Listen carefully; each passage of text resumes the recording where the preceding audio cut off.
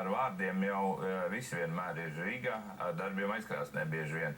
Jāsaprot, pirmkārt, situācijas nopietnība ir jāsaprot katram ministram un katrā ministrijā, un otrkārt, šie darbi pie izdevuma samazināšanas ir jādara katrā no iestādēm.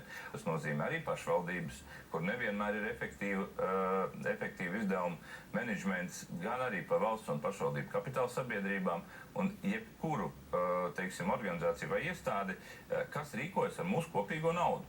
Ja mēs pat nepiespiedīsim gan šo valdību, iesākt šos procesus, gan nākošo valdību strauji turpināt un atrast šos 900 miljonus šiem pāris gadu laikā, tad dzīve to piespiedīs izdarīt daudz sāpīgākā veidā, jo skaitļi ir nepielūdzami un šobrīdējā, Finanšu ministrijas aprēķina par to, pie nemainīgas politikas, tātad pie tiem izdevumu daļas, kādu mēs esam sev kā valsts apņēmušies tērēt, gan arī pie tā ienākuma daļas, pie tādas ienākuma daļas, kāda mums ir šodien, un arī visa aizņemšanās, mums 3 gadu laikā jau tā pietrūks, ko tērēt 900 miljonu eiro. Te arī būtu jāsaprot katram vēlētājiem, kas iet balsot, par to, ka ir jābalso un ir jāizdara savu izvēle, droši vien, kā es to, pēc sevīm spriežu par politiķiem, kas tomēr spēja runāt atklātu valodu, un bieži vien šie izdevuma daļas saistīsies ar nepopulāriem lēmumiem.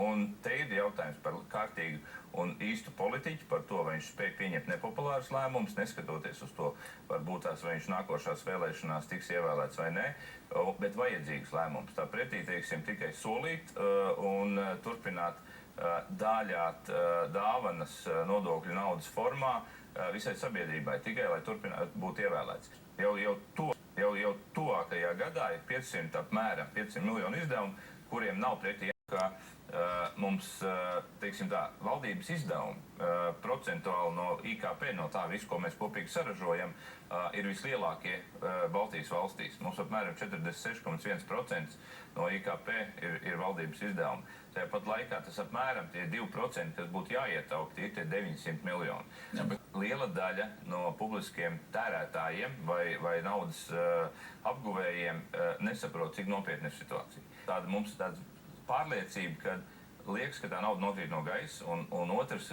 sadaļa ir, kad var mūžīgi aizņemties. Nē, tā nav un nebūs tā.